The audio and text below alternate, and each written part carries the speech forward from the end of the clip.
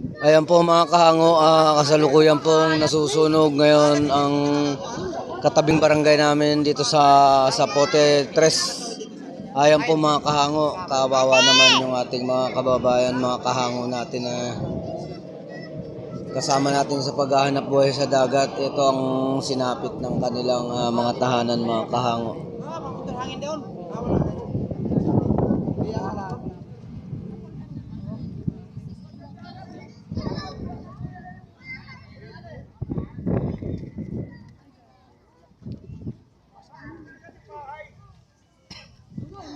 Dapat ang basahin dyan yung apoy.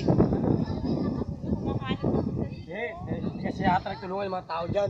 Pag hindi nagtulungan ng tao dyan, wala yan. Lupok yan lahat. Wala, ang laki lang. Tubig o sino. Tulong-tulungan sana nila. Tato. Tingnan mo na muna yung ulap. Ang laki oh. Gamit. So, yan lang po muna mga kahango.